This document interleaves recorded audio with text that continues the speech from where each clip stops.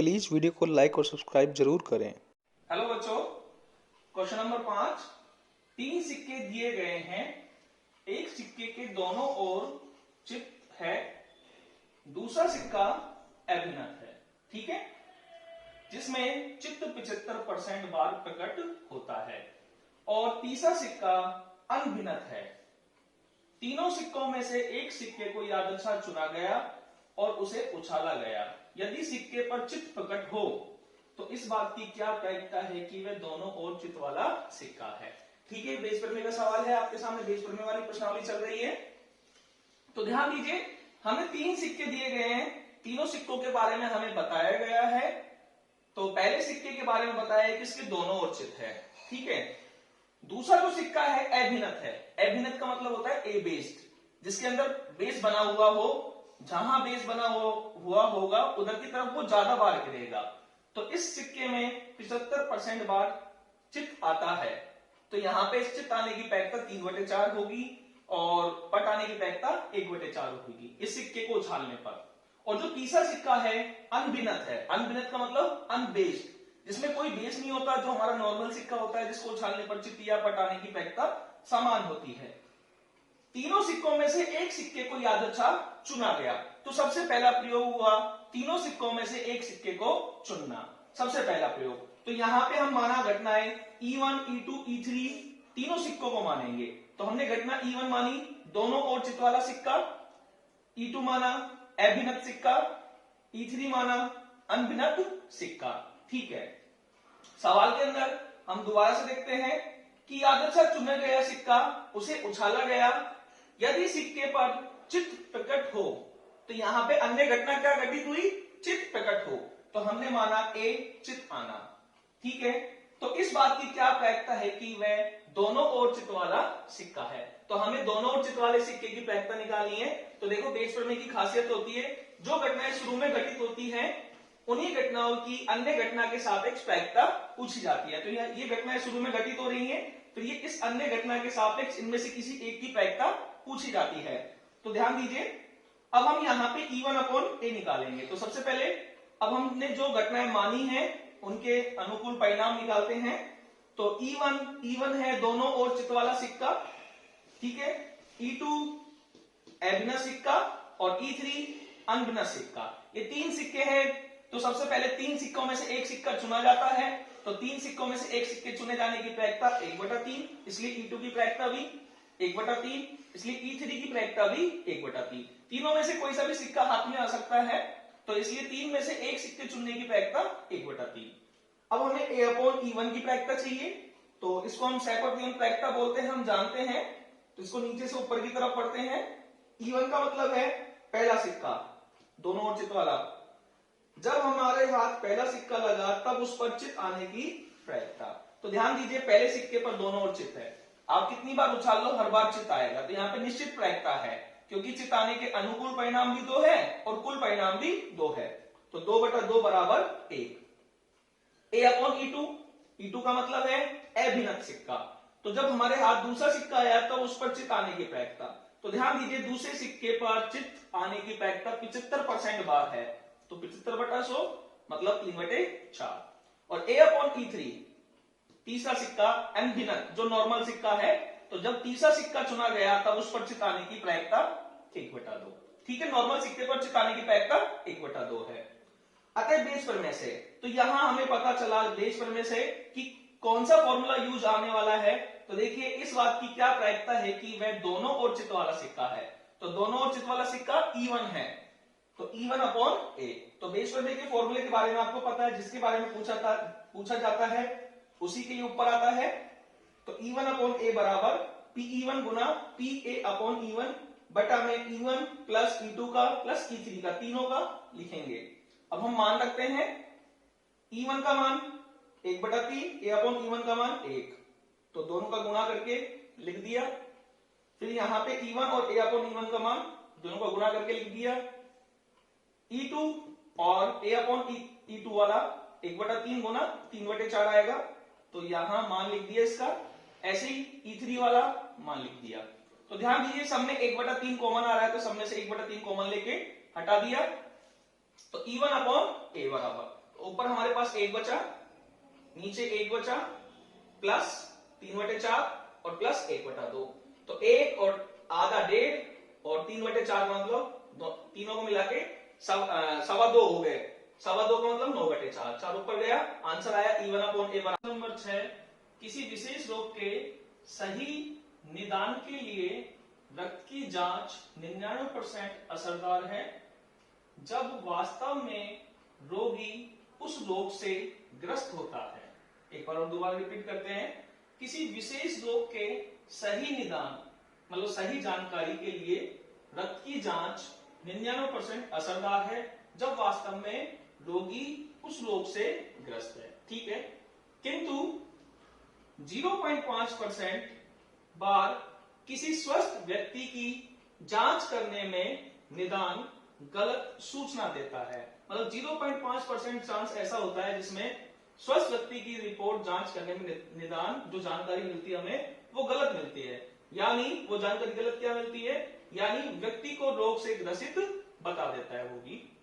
यदि किसी जनसंख्या में 0.1% व्यक्ति उस रोग से ग्रस्त है तो क्या प्रायिकता है कि कोई यादृच्छा चुना गया व्यक्ति उस रोग से ग्रस्त होगा यदि उसके रक्त की जांच में यह बताया गया है कि उसे यह रोग है। ठीक है, अब हम इस क्वेश्चन में बेस करने के अकॉर्डिंग E1, E2, E3 घटनाएं ढूंढेंगे। तो ध्यान दीजिए, सबसे पहले प्रयोग के बारे में यह बोला गया है कि यदि किसी जनसंख्या में 0.1% व्यक्ति उस रोग से ग्रस्त है, तो हम सवाल को आगे पढ़ रहे हैं। तो क्या प्रायिकता है कि कोई यादृच्छा चुना गया व्यक्ति, तो यहां सबसे पहले प्रयोग हुआ है कि हमने एक व्यक्ति चुना है और वो व्यक्ति जनसंख्या में से चुना जाएगा। ठीक है, अब जनसंख्या में हमें बताया गया था कि यदि किसी जनसंख्या में 0.1% व्यक्ति उस रोग से ग्रस्त है, इसका मतलब टोटल जनसंख्या का 0.1% उस रोग से ग्रस्त व्यक्ति है और बाकी स्वस्थ व्यक्ति हैं। तो हमने E1 और E2 इन्हीं को माना है। तो E1 रोग से ग्रस्त व्यक्ति और E2 स्वस्थ व्यक्ति, क्योंकि टोटल जनसंख्या में कुछ व्यक्ति रोग से ग्रस्त हैं और बाकी स्वस्थ हैं। तो यही हमारे E1, E2 हैं। तथा अन्य घटना, अब अन्य क्या घटना घटित हो रही है, यहाँ पे एक विशेष रोग की जांच के बारे में बताया गया है। तो यहाँ पे अन्य घटना ये हो रही है कि रक्त जांच में रोग आना। एक रक्त की जांच की जा रही है, उसमें रोग आने और नहीं आने की बात हो रही है, तो उसमें रक्त जांच में रोग आना, तो ये अन्य घटना है। अब ध्यान दीजिए, हम E1 और E2 की प्रायिकता निकालते हैं। तो E1 को हमने माना है रोग से ग्रस्त व्यक्ति। तो रोग से ग्रस्त व्यक्ति हमारे पास 0.1% दे रखे हैं पूरी जनसंख्या के। तो E1 की प्रायिकता 0.1/100, क्योंकि प्रतिशत में दिया हुआ है तो 0.1/100, पॉइंट हटाए तो 1/1000।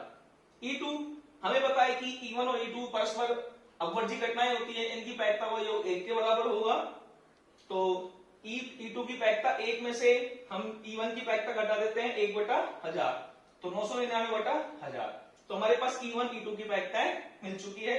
अब हमें A/E1 ज्ञात करना है। तो A/E1 आपको पता ही है सहप्रतिबंध प्रैक्टिकल संकेत है, इसको हम नीचे से ऊपर की तरफ पढ़ते हैं। तो ध्यान दीजिए, E1 का मतलब है रोग से ग्रस्त व्यक्ति।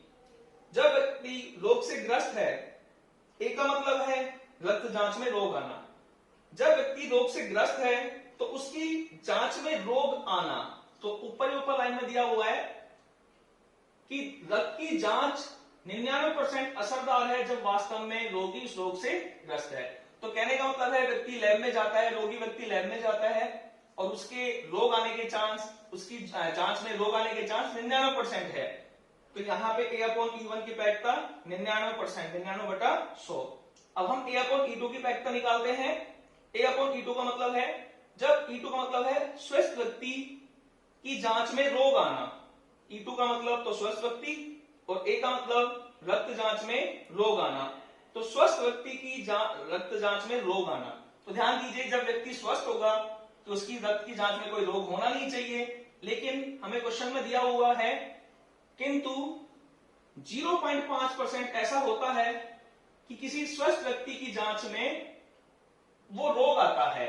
तो A/E2 का मतलब भी यही है कि व्यक्ति स्वस्थ है तब उसकी जांच में रोग आना। तो 0.5% तो 0.5 बटा 100। ठीक है, आते पेज पर में से P E1 अपॉन ए। अब हमें कैसे पता चला कि हमें E1 अपॉन ए निकालना है? E1 का मतलब है रोग से ग्रस्त व्यक्ति और A का मतलब है रोग में रक्त जांच में रोग आना। तो क्वेश्चन हमसे ये पूछा गया है कि कोई यादृच्छा चुना गया व्यक्ति उस रोग से ग्रस्त होगा यदि उसकी रक्त की जांच में यह बताया गया है कि उसे यह रोग है। तो E1 अपॉन ए पूछ रहा है, इसका मतलब है कि व्यक्ति की रक्त जांच में रोग आया है, तब उसके रोगी होने की प्रायिकता ज्ञात कीजिए। तो E1 है तो हमें ऊपर E1 का फॉर्मूला लगाना है और बटा में E1 और E2 दोनों का यूज करना है। अब हम मान रखते हैं तो E1 गुना में A अपॉन E1 की प्रायिकता का गुना, तो E1 की प्रायिकता 0.1% बटा 100, सॉरी 0.1 बटा 100 और A अपॉन E1 की 99 बटा 100। तो यहाँ पे 1 बटा 1000 गुना 99 बटा 100 upon E1 A upon E1 की प्रायिकता ये हमने रखी थी 1 बटा 1000 गुना 99 बटा 100, तो 1 बटा 1000 गुना 99 बटा 100 और E2 Guna A upon E2 की 999 बटा 1000 और 0.5 बटा में 100, तो 999 बटा 1000 गुना 0.5 बटा में 100। अब ध्यान दीजिए प्रत्येक का लघुत्तम में 5 जीरो आ रही है, ऊपर वाले लघुत्तम में भी 5 जीरो है, नीचे वाले लघुत्तम में भी 5 जीरो है और इस वाले में भी, तो सबकी लघुत्तम से लघुत्तम कैंसिल हो गए। अब हमारे पास बचे 99 गुना 1, नीचे बचा 99 गुना 1 प्लस 999 गुना 0.5। अब ध्यान दीजिए सब में से 9 कॉमन आ रहा है, इसमें से भी 9 कॉमन आ रहा है, इन दोनों में से भी 9 कॉमन आ रहा है, तो हम 9 कॉमन ले लेते हैं। तो 11, इसमें भी 11 बचे, इसमें 111 और 0.5 को हमने 1 बटा 2 लिख लिया। अब 111 में 2 का भाग दिया तो 55.5, 55.5 में 11 जोड़े तो 66.5, पॉइंट हटाएंगे तो एक जीरो ऊपर जाएगी तो 110 बटा में 665, तो आंसर आया 5 से कट गया 22 बटा में 133। प्लीज वीडियो को लाइक और सब्सक्राइब जरूर करें। क्वेश्चन नंबर 7, यह ज्ञात है कि एक महाविद्यालय के छात्रों में 60% छात्रावास में रहते हैं और 40% छात्रावास में नहीं रहते हैं। पूर्ववर्ती वर्ष के परिणामों सूचित करते हैं कि छात्रावास में रहने वाले छात्रों में से 30% तथा छात्रावास में नहीं रहने वाले छात्रों में 20% छात्रों ने ए ग्रेड लिया। वर्ष के अंत में महाविद्यालय के एक छात्र को यादृच्छा चुना गया, तो प्रयोग यहां से स्टार्ट हुआ है, छात्र चुनना सब पहला प्रयोग है। यह पाया गया कि उसे ए ग्रेड मिला है, ये अन्य घटना है। ऊपर की 3 लाइनों में पहले डिस्क्रिप्शन दिया हुआ है, बताया गया है कि क्वेश्चन के अंदर क्या है। तो इस बात की क्या प्रायिकता है कि वह छात्र छात्रावास में रहने वाला है। तो मैंने आपको बताया था बेस प्रमेय में हमेशा प्रारंभिक घटनाओं के बारे में बात होती है, जो घटनाएं हम जिनको E1, E2, E3 मानते हैं उन्हीं के बारे में क्वेश्चन पूछा जाता है। तो यहाँ प्रायिकता है कि वह छात्र छात्रावास में रहने वाला है, तो इसका मतलब हमें E1, E2 जो घटनाएं माननी है वो छात्रावास में रहने वाले और नहीं रहने वाले मानने हैं। तो माना घटना E1 छात्रावास में रहने वाले छात्र और E2 छात्रावास में नहीं रहने वाले छात्र, तथा घटना ए मानी हमने जो अन्य घटना होती है ग्रेड ए प्राप्त करने वाले छात्र। ठीक है, अब हमें E1 की प्रायिकता चाहिए, फिर उसके बाद E2 की प्रायिकता चाहिए। तो E1 माना है हमने छात्रावास में रहने वाले छात्र, तो ध्यान दीजिए महाविद्यालय के छात्रों में 60% छात्रावास में रहते हैं, तो E1 की प्रायिकता 60 बटा 100 मतलब 6 बटा 10। E2 की प्रायिकता आप एक में से घटा लो 60 बटा 100 को, तो 40 बटा 100 आ जाएगी। और वैसे भी हमें 40% छात्रावास में नहीं रहने वाले दिए हुए हैं, तो 40% का मतलब 40 बटा 100 4 बटा 10। आपको ये पता होना चाहिए कि E1 और E2 दोनों की प्रायिकता का योग 1 के बराबर होता है। अगर ये 3 घटना दी हुई होती E1 प्लस E2 और E3 दी हुई होती तो तीनों की घटनाओं का योग भी तीनों घटनाओं की प्रायिकता का योग भी 1 मिलता हमें, तो ये चीज ध्यान रखने वाली बात है। अब हमें A अपॉन E1 की प्रायिकता चाहिए, A अपॉन E1 की, तो इसको नीचे से ऊपर की तरफ पढ़ना है। E1 का मतलब है छात्रावास में रहने वाले छात्र, तब उसके द्वारा ए ग्रेड प्राप्त करने की प्रायिकता, और A अपॉन E2 का मतलब है छात्रावास में नहीं रहने वाले छात्र, तब उसके ए ग्रेड प्राप्त करने की प्रायिकता। तो देखो क्वेश्चन के अंदर ही मिल रहा है ठीक है, कि छात्रावास में रहने वाले छात्रों में से 30% तो ए ग्रेड प्राप्त कर रहे हैं तथा छात्रावास में नहीं रहने वाले छात्रों में से 20% छात्रों ने ए ग्रेड प्राप्त किया है। तो छात्रावास में रहने वाले 30% है और छात्रावास में नहीं रहने वाले 20%। तो ए अपॉन E1 की प्रायिकता 30/100 मतलब 3/10 और ए अपॉन E2 की प्रायिकता 20/100 मतलब 2/10।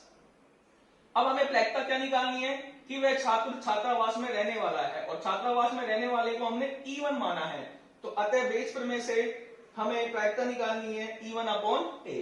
तो ध्यान दीजिए बेस प्रमेय में E1 ऊपर आ रहा है तो हमें फॉर्मूले के अनुसार ऊपर E1 के बारे में लिखना है और नीचे E1 और E2 दोनों के बारे में लिखना है। तो ये फॉर्मूला है हमारा E1 अपॉन ए बराबर Pe1 Guna P A upon E1 बटा में Pe1 गुना Pa upon E1 plus Pe2 गुना Pa अपॉन E2। अब हम मान रखते हैं तो Pe1 गुना P अपॉन E1 का, तो ध्यान दीजिए E1 और A अपॉन E1 हमने साथ साथ लिख रखे हैं। तो E1 का मान है 6/10 और A अपॉन E1 का मान है 3/10, तो दोनों गुना आ रहा है तो 6/10 गुना 3/10। नीचे E1 Guna A upon E1 दोबारा से आ रहा है तो 6/10 गुना 3/10, फिर plus E2 Guna A upon E2 तो उसका मान है 4/10 गुना 2/10, तो 4/10 गुना 2/10। तो ध्यान दीजिए सबका लघुत्तम 100 आ रहा है, 100 आ रहा है, तो सबके लघुत्तम सब समान आते तो कर जाएंगे। तो हमारे पास बचा 18 और नीचे 18 प्लस 8 26, कैंसिल हुआ 2 से तो 9/13। प्रश्न नंबर 8, एक बीमा कंपनी ने 2000 स्कूटर चालकों, 4000 कार चालकों और 6000 ट्रक चालकों का बीमा किया। स्कूटर चालक, कार चालक व ट्रक चालक से दुर्घटना होने की प्रायिकताएं क्रमशः 0.1, 0.03 व 0.15 है। बीमित व्यक्तियों में से एक दुर्घटनाग्रस्त हो जाता है, उस व्यक्ति के स्कूटर चालक होने की प्रायिकता क्या है। तो देखिए ये सवाल बेस प्रमेय का है। लास्ट में क्वेश्चन हमसे स्कूटर चालक होने की पूछ रहा है, वो स्कूटर चालक होने की। तो बेस प्रमेय के अंदर जिसकी प्रायिकता पूछी जाती है वही प्रारंभिक घटना E1, E2, E3 में से एक होती है और हमेशा जो प्रारंभिक घटना E1, E2, E3 की प्रायिकता पूछी जाती है वो किसी अन्य घटना के सापेक्ष पूछी जाती है। तो यहाँ पे अन्य घटना बीमित व्यक्तियों में से एक दुर्घटनाग्रस्त हो जाता है, तो यहाँ पे बीमित व्यक्ति के दुर्घटनाग्रस्त होना एक अन्य घटना बन रही है और यहाँ पे E1, E2, E3 स्कूटर चालक, ट्रक चालक और कार चालक बन रहे हैं। तो फिर हम प्रश्न को हल करते हैं। तो देखिए दिया है हमें स्कूटर चालकों की संख्या हमें 2000 दे रखी है, कार चालकों की संख्या 4000 दे रखी है, ट्रक चालकों की संख्या 6000 दे रखी है। तो हमारे पास टोटल जो कुल चालक बन गए हैं वो 12000 बन गए हैं। अब हम घटना E1 मान रहे हैं बीमित स्कूटर चालक। तो ध्यान दीजिए ऊपर लिखा हुआ है एक बीमा कंपनी ने 2000 स्कूटर चालक, 4000 कार चालक और 6000 ट्रक चालकों का बीमा किया, क्योंकि फिर हमने व्यक्ति इन्हीं में से चुना है। तो घटना E1 बीमित स्कूटर चालक, E2 बीमित कार चालक, E3 बीमित ट्रक चालक। ठीक है, ये E1, E2, E3 हो गए। तथा अन्य घटना ये हो रही है कि बीमित व्यक्ति में से एक दुर्घटनाग्रस्त हो जाता है, तो अन्य घटना है बीमित चालक का दुर्घटनाग्रस्त होना। अब हमें E1 की प्रायिकता चाहिए, E2 की प्रायिकता चाहिए और E3 की प्रायिकता चाहिए। तो E1 का मतलब है बीमित स्कूटर चालक, तो हमारे पास स्कूटर चालक है 2000 और टोटल चालक है 12000। तो E1 की प्रायिकता होगी 2000/12000, 3 0 से 3 0 गई 2/12। E2 का मतलब है कार चालक, बीमित कार चालक, तो हमारे पास कार चालक है 4000, तो E2 की प्रायिकता हो गई 4000/12000 मतलब 4/12। E3 का मतलब है ट्रक चालक, तो हमारे पास ट्रक चालक 6000 है, तो E3 की प्रायिकता हो गई 6000/12000, 6/12।